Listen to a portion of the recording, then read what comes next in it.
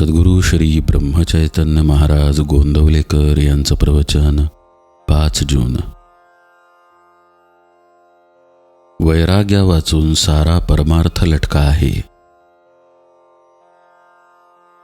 पक्ष्यांची पिले त्यांच्या पंखाखाली वाढतात, त्याप्रमाणे घरातल्या माणसांना आपण प्रेमाच्या आश्रयात ठेवावे.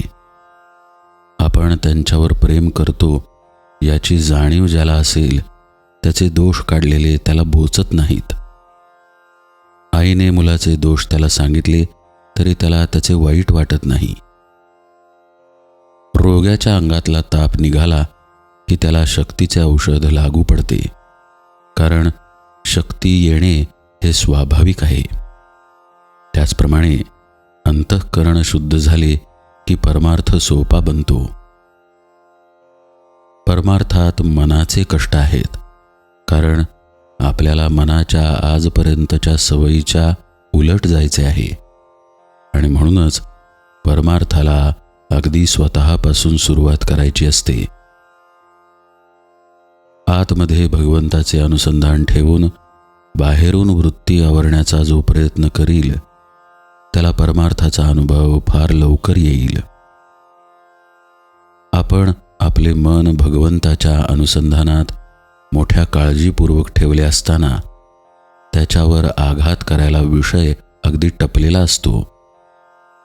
मन जरा भगवंतापासून बाजूला झाले की पुरे, विषयाने त्याच्यावर घाला घातलाच म्हणून समजावे. साधकाने रात्रंदिवस अगदी डोळ्यात तेल घालून जपले पाहिजे. म्हणून परमार्थ म्हणजे अखंड सावधानता होय. प्रपंच आणि परमार्थ वेगळा नाही. प्रपंच अनासक्तीने आणि आनंदाने करणे हाच परमार्थ. परमार्थाच्या आड काय येते? धन, सुत, दारा वगैरे आड येत नाहीत, तर त्यांच्यावरचे जे ममत्व ते आड येते. वस्तूवर आसक्ती न ठेवणे हे वैराग्य आहे. ती वस्तूच नसणे हे वैराग्य नव्हे. एखाद्याला बायको नसली म्हणजे तो विरक्त आणि असली तर आसक्त असे म्हणता येणार नाही.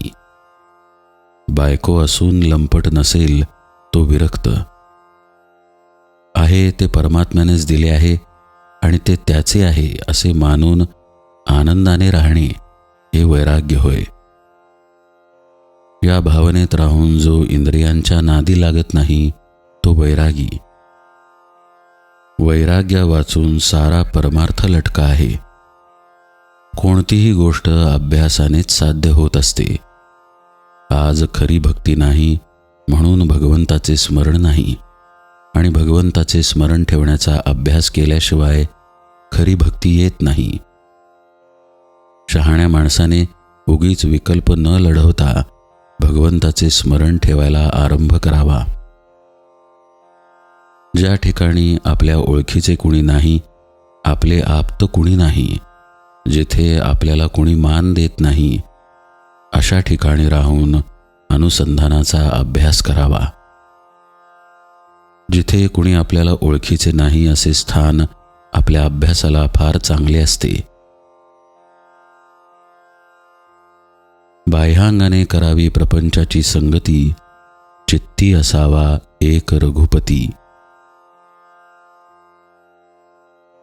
जानकी जीवन स्मरण जय जय राम.